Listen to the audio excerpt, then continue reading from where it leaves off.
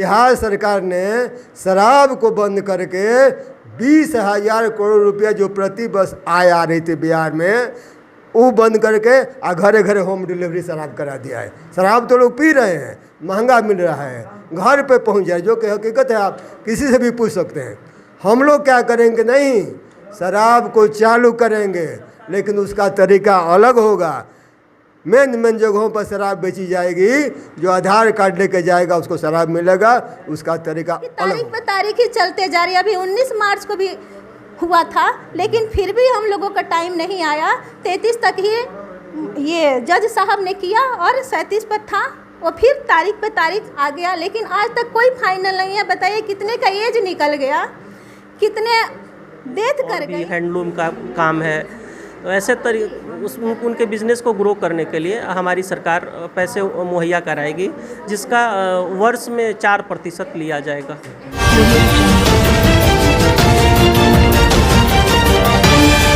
नमस्कार, आप देख रहे हैं इंडिया 24। मैं अभी जनसुराज के ऑफिस में मौजूद हूं और यहां पर जनसुराज के कुछ कार्यकर्ता हैं।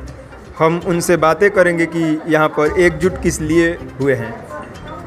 क्या नाम है सर? जी, विकास पांडे है, मैं वर्तमान नगर अध्यक्ष जनसुराज।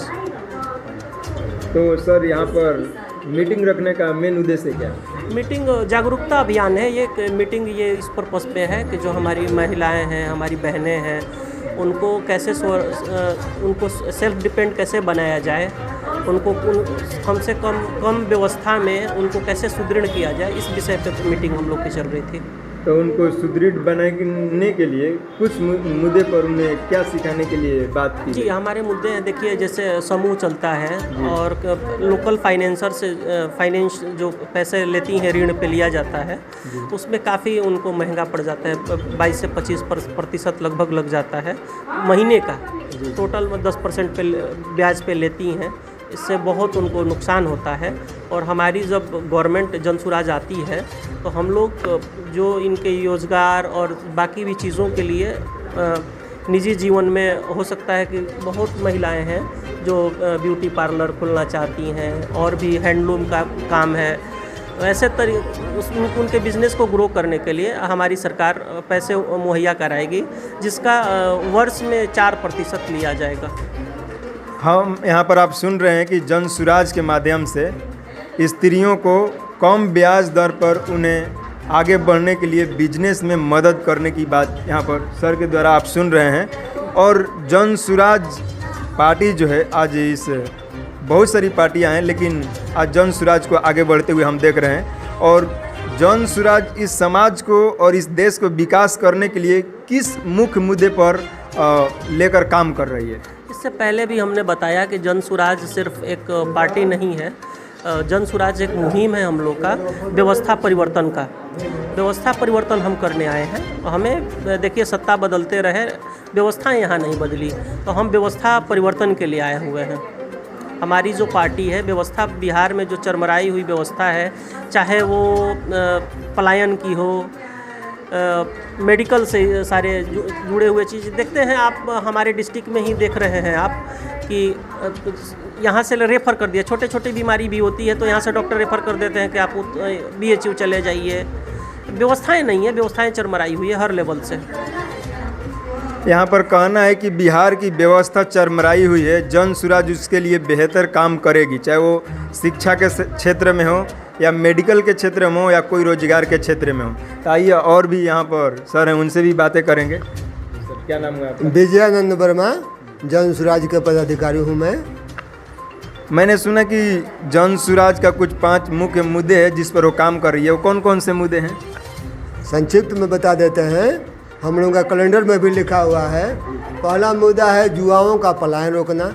जो युवा बाहर जाकर काम कर रहे हैं, सूरत, बम्बई, दिल्ली, जहाँ भी, उनको बाहर नहीं जाने दिया जाएगा। उनको यहीं पे बिहार में ही रोजगार मुहैया कराया जाएगा और वो अपने माता पिता की सेवा करें, अपने बिहार का विकास करें।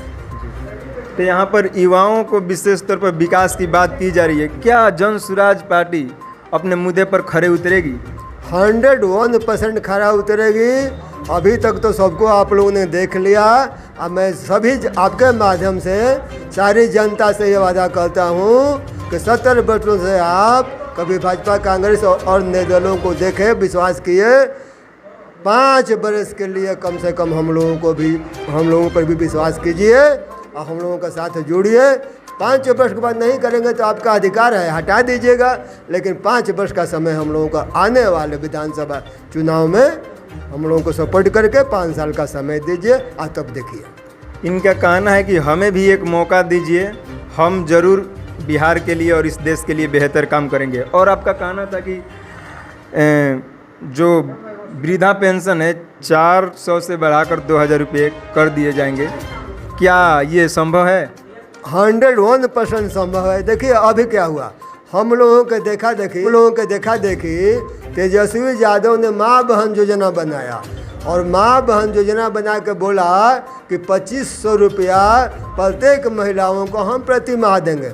माँ बहन योजना का अंतर्गत देखा देखी किया, न जोड़ा है, न घटाया है, न कैलकुलेशन किया है। अब बताइए कि 6 करोड़ बिहार में महिलाएं हैं, 6 करोड़। आप गुणा कर लीजिए कि 2500 गुणे 6 करोड़ कितना रुपया होता है। 1.5 लाख रुपया मोटा मोटी होता है और पूरे बिहार का बजट 2.5 लाख करोड़ का है। देखिए सर, पूरे बिहार का बजट 2.5 लाख करोड़ का है और 1.5 लाख करोड़ रुपया तुम बांट देगा माँ बहन योजना के अंतर्गत, तो 1 लाख करोड़ में तुम किसका पेमेंट देगा, क्या विकास करेगा? बिना जोड़े घटाए। हम लोगों को देखा देखी, लालू यादव 75-78 वर्ष के हो गए, हम लोगों के देखा देखी वो बोले कि हम भी पलायन रोकने का काम करेंगे। अरे भाई, इतने दिन से आप सोए हुए थे का? अब जब हम पलायन का मुद्दा लेकर जनता के बीच जा रहे हैं तो आप करें कि हम भी रोकेंगे। माँ बहन योजना में हम भी 2500 देंगे। तो कल कुछ हमने बता दिया कि 1.5 लाख करोड़ रुपया बांट दीजिएगा तो 1 लाख में क्या कीजिएगा? बिहार का विकास कैसे होगा? मतलब आपको कहना है कि आरजेडी आपका कॉपी किया है? हाँ, है ना? जो हम लोग कह रहे हैं उसका पीछा से कह रहे हैं और हमारे पास लिखा है, हम लोग लिखे हैं कैलकुलेशन, कैसे 2000 महीना देंगे, कैसे बच्चों को पढ़ाओगे। सबसे बड़ी बात है कि बिहार सरकार ने शराब को बंद करके 20,000 करोड़ रुपया जो प्रति वर्ष आय आ रही थी बिहार में, वो बंद करके और घरे घरे होम डिलीवरी शराब करा दिया है। शराब तो लोग पी रहे हैं, महंगा मिल रहा है, घर पे पहुंच जाए, जो कि हकीकत है, आप किसी से भी पूछ सकते हैं। हम लोग क्या करेंगे, नहीं, शराब को चालू करेंगे लेकिन उसका तरीका अलग होगा।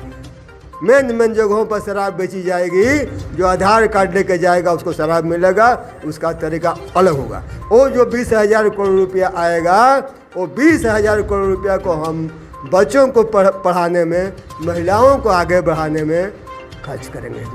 यहाँ पर देख रहे हैं कि बिहार सरकार, इनका कहना है कि बिहार सरकार दारू बंद करने का नाटक करती है, लेकिन आज हर जगह आपको दारू बिहार में मिल जाएंगे, इनका कहना है।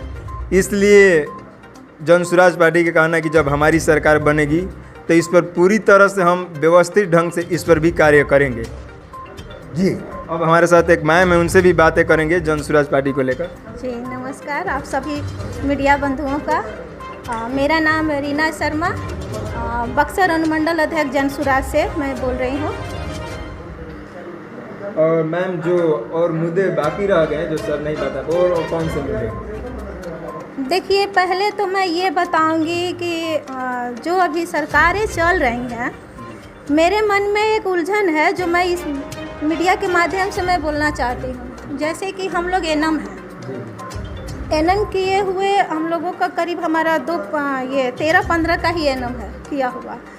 आज हम लोग 2-2.5-3 बरस हो गया वैकेंसी को भरे हुए। 10,709 वैकेंसी जो निकली हुई थी स्वास्थ्य विभाग की, वो BTSC के माध्यम से हम लोगों को फिर से एग्ज़ाम लिया गया, क्वालिफाई भी हो गया।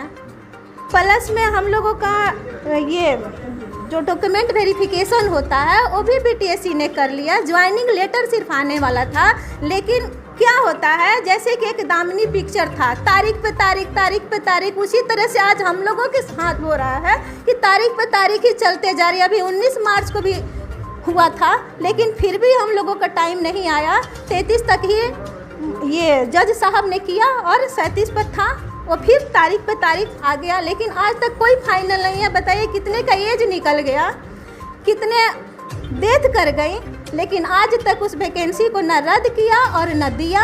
अब बताइए कि इस तरह से कोई हाल करेगा तो कैसे आदमी जी सकता है? पढ़ाई तो लड़कियां कर रही हैं पर जॉब नहीं है। देखिए, यहाँ पर क्वालिफिकेशन होने के बाद, उसके लायक होने के बावजूद भी लोग उस मुकाम पर नहीं पहुँचते हैं, तो इसका जिम्मेदार आप किसको ठहराएंगे? हम तो सरकार को ही ठहराएंगे ना, किसको ठहरा सकते हैं? क्योंकि देखिए, जाहिर सी बात है, जब हर चीज़ उस लायक होने के व्यक्ति, बीपीएससी का हाल भी वही है। आप लोग सभी लोग देखें, अभी फिलहाल बीपीएससी का हाल है, तो हम लोग कैसे जी सकते हैं? सरकार जब वैसे है, उनके पदाधिकारी वैसे हैं, तो किस पर विश्वास करके हम लोग? पढ़ाई भी लड़कियां कर रही हैं, सभी के घर में पढ़ाई अवेलेबल नहीं है, लेकिन फिर भी हम लोग पढ़ाई लड़कियां कर रही हैं। किसी भी तरह से गांव की लड़कियां शहर में आ करके साइकिल चलाकर पैदल जिस तरह से हो सके, हाल बदहाल है यहाँ शिक्षा की, स्वास्थ्य की, और बेरोजगारी तो जो है वो तो पूरे चरम सीमा पर बेरोजगारी है। बिहार में यही है कि जो लायक हैं, उनको लायक होने के बावजूद भी उस मुकाम पर नहीं पहुंच पाते हैं। तो जो एज है वो भी ख़त्म हो गई। अब बताइए कि हमारे हस्बैंड डेथ किए कोरोना काल में, मेरे 4 बच्चों की जिम्मेवारी है, 3 बेटी 1 बेटा। मैं सोची कि पढ़ाई लिखाई मैं की हो नाम की कहीं जॉब लग जाएगी तो अपने बच्चों का पालन पोषण करूँगी, लेकिन मैं वैकेंसी भी भरी, क्वालिफाई भी हो गई, ज्वाइनिंग लेटर आने वाला था, फिर भी अब तो ज्वाइनिंग लेटर भी नहीं आया और एज भी ख़त्म हो गई। अब मैं क्या करूँगी, कैसे बाल बच्चों को पोसूंगी? तो ये सारी जिम्मेदारी बिहार सरकार नीतीश कुमार की है कि यहाँ पर बहुत सारे एजुकेटेड लोग भी हैं, जो पढ़े लिखे अच्छे लायक लोग भी हैं, जो आज मारे मारे फिरते हैं। और मैम की मुंह की अपनी एक निजी बात आप सुन रहे हैं कि वो अपने दर्द की बात जो बता रहे हैं कि उनके पास हर चीज़ टैलेंट होने के बावजूद भी उनको आज बिहार सरकार के पास उनको देने के लिए कुछ नहीं है। तो इसलिए लोग चाहते हैं कि हमारे पास जन स्वराज पार्टी हो, ताकि 400 रुपये में नीतीश जी का घर चल सकता होगा, क्योंकि 4 बच्चों की जिम्मेवारी तो हमारी है ना। 400 रुपये में अगर वो घर चला सकते हैं तो हम लोग को दे रहे हैं। तो आप भी सुन रहे हैं हमारे नीतीश कुमार जी, आप किस तरह से इस सरकार को चलाएंगे, कौन सा सरकार इस हमारे देश और इस बिहार राज्य के लिए बेहतर काम करेगी। आप जो भी लोग देख रहे हैं वो भी बताइए कि कौन सा पार्टी हमारे समाज को, हमारे देश को विकास करने के लिए चाहिए। तो आप लगातार बने रहे और देखते रहे इंडिया 24।